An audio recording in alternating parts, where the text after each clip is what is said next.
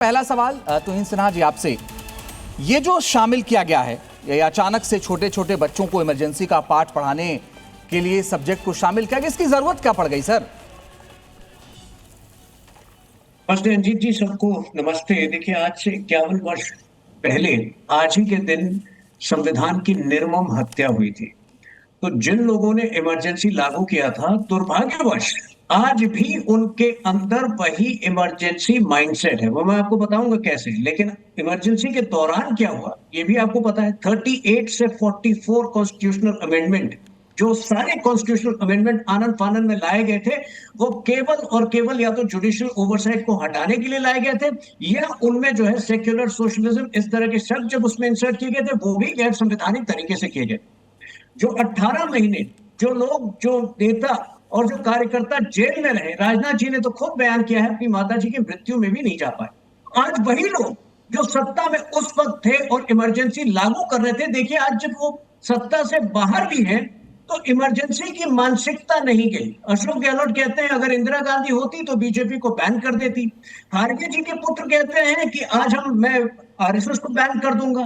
तो ये बैन की मानसिकता एक तो उनकी जाती नहीं है। दूसरा, जिस प्रकार से राहुल गांधी ने हर संवैधानिक संस्था पर संशय पैदा करने की कोशिश की है, ये भी संविधान की हत्या, संविधान को कुचलने का ही प्रयास है। यदि आपके पास कोई एविडेंस है तो आप सुप्रीम कोर्ट में प्रस्तुत करें, अन्यथा बार बार जो है संवैधानिक संस्थाओं पर संशय पैदा करना या लोगों को गुमराह करना ये कहकर कि संविधान खतरे में है, रिजर्वेशन समाप्त हो जाएगा, ये भी उसी इमरजेंसी मानसिकता का परिचय है। ये लोग अब विपक्ष में इमरजेंसी लागू नहीं कर सिन्हा जी, मैंने बड़ा सीधा सवाल पूछा था कि बच्चों को यह पाठ पढ़ाने की जरूरत अचानक से क्यों पड़ गई? सीधा सवाल है। इसीलिए ताकि लोगों को पता चले कि ये इमरजेंसी मानसिकता जो है वो लोकतंत्र में उसका कोई स्थान नहीं है, और आगे जो राजनेता उभर कर आएंगे वो भी स्पष्ट अंतर जाने की इमरजेंसी माइंडसेट क्या होती है और लोकतंत्र को बाहर रखने वाली माइंडसेट क्या होती है, जो हमारी माइंडसेट है पिछले 12 वर्षों में, जिसका परिचय हमने दिया है। ठीक है सर। ईशान त्यागी जी, कोई दिक्कत है अगर बच्चों को पढ़ाया जाता है तो? अंजीत भाई, जब आज मुझे डिबेट के लिए कॉल आया आपके चैनल की तरफ से या मेरी पार्टी की तरफ से, तो मुझे बताया गया कि सीबीएसई पे एक डिबेट होने वाली है। सीबीएसई? हाँ, मतलब वो इसी को मुद्दे को लेके जी, एनसीईआरटी। हाँ, एनसीईआरटी और हाँ सीबीएसई एनसीईआरटी। मुझे ये लगा कि धर्मेंद्र प्रधान जी ने इस्तीफा दे दिया। अच्छा। क्योंकि पेपर लीक हुए थे, नीट का पेपर दोबारा हुआ, बच्चों ने आत्महत्या करी, सुसाइड किया। फिर मुझे लगा कि कहीं सीबीएसई का ये वाला मुद्दा तो नहीं है जिसमें वो ऑन स्क्रीन मार्किंग वाला, मैं यही आपके स्टूडियो से डिबेट की थी मैंने उस पर भी, ऑन स्क्रीन मार्किंग वाला जो मुद्दा था जिसमें धांधली हुई, कोएम्ड कंपनी को गलत तरीके से फायदा पहुंचाया गया सीबीएसई द्वारा। तो मुझे लगा कहीं सीबीएसई के डायरेक्टर चेयरमैन प्रशांत लोखंडे ने तो इस्तीफा नहीं दे दिया है। लेकिन निर्लजता देखिए कि उस पर इस्तीफा देने से तो रहे, उस पे प्रेस वार्ता करने से तो रहे धर्मेंद्र प्रधान। आप देखिए आज इस मुद्दे पे आके प्रेस को बाइट भी दे रहे हैं, बड़े मुस्कुरा के बाइट दे रहे हैं। लेकिन जब बच्चे सुसाइड कर रहे थे, नीट का पेपर लीक हो रहा था, 12th के बच्चे सड़क पे आंदोलित थे, तब धर्मेंद्र प्रधान प्रेस के सामने, आपके सामने, आप लोगों के सवालों के जवाब देने सामने नहीं आए। दूसरी सबसे महत्वपूर्ण बात, अभी बात करी तुहिन सिन्हा जी ने कि किस तरीके से लोकतंत्र की हत्या की बात करी।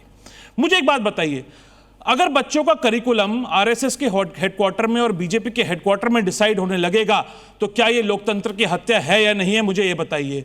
क्या प्रमुख विपक्षी पार्टी, क्योंकि आपको याद होगा कि 2024 में कांग्रेस के अकाउंट फ्रीज कर दिए गए थे चुनाव से पहले, क्या वो लोकतंत्र की हत्या है या नहीं है? मुझे ये बताइए। तीसरा जवाब दीजिए मुझे कि क्या ईडी सीबीआई इनकम टैक्स का दुरुपयोग करके, आपने इलेक्टोरल बॉन्ड से जो हजारों 10,000 करोड़ का चंदा इकट्ठा किया है, उसका दुरुपयोग करके, अडानी के पैसे का दुरुपयोग करके आप विधायक तोड़ते हैं, मंत्री तोड़ते हैं, सांसद तोड़ते हैं, पार्टियों को तोड़ते हुए चुनी हुई सरकारों को गिराते हैं, क्या वो लोकतंत्र की हत्या है या नहीं है? इसका जवाब दीजिए मुझे। जवाब तुहिन सिन्हा इस बात का दीजिए कि चंडीगढ़ में अनिल मसीह, हमने देखा किस तरीके से सीसीटीवी पर रिकॉर्ड हुआ, अनिल मसीह चुनाव आयोग का एक अधिकारी वहां पे फर्जी तरीके से वोट कैंसिल करता हुआ पाया गया। इसका जवाब दीजिए, क्या यह लोकतंत्र की हत्या है या नहीं है? मुझे इस बात की जवाब दीजिए तुहिन सिन्हा भाई कि आप इलेक्शन कमिश्नर को चुनने का जो प्रोसेस था, जो सुप्रीम कोर्ट ने कहा कि उसमें प्राइम मिनिस्टर होंगे, उसमें नेता विपक्ष होंगे और सुप्रीम कोर्ट के चीफ जस्टिस होंगे, आपने सुप्रीम कोर्ट के चीफ जस्टिस को वहां से हटा दिया और अपने एक मंत्री को ले आए जिससे आप अपने आदमी को चीफ इलेक्शन कमिश्नर बना सके, और आपने बनाया भी उसके बाद। क्या ये लोकतंत्र की हत्या है या नहीं है, मुझे ये बताइए। पढ़ाने में परेशानी है क्या? इसके बाद आप मेरे सवाल पूछ लीजिएगा, क्या ये करना कि 400 सीट हमें दे दीजिए, 400 पार अगर हम हो जाएंगे हम इस संविधान को बदल देंगे, क्या ये संविधान और लोकतंत्र की हत्या है या नहीं है, ये बताइए। तो आपसे मैंने सीधा पूछा था कि ये पढ़ाने में क्या परेशानी है, उसका जवाब आपने नहीं दिया, आपने सारी बातें कही। हाँ, मैं अब इस पे आपके जवाब पे आता हूँ। 10 सेकंड दीजिएगा, मैं उत्तर देता हूँ। 10 सेकंड दीजिएगा। भाई, जिन लोगों का साइंटिफिक टेम्पर नहीं है वो इसी तरह की बात करेंगे। कांग्रेस गवर्नमेंट में शिक्षा प्रगति का एक माध्यम हुआ करता था, भारतीय जनता पार्टी की सरकार में शिक्षा राजनीति का माध्यम हो गया है। क्लास 10th के करिकुलम में से आप पीरियोडिक टेबल हटा देते हैं क्योंकि वो साइंटिफिक है।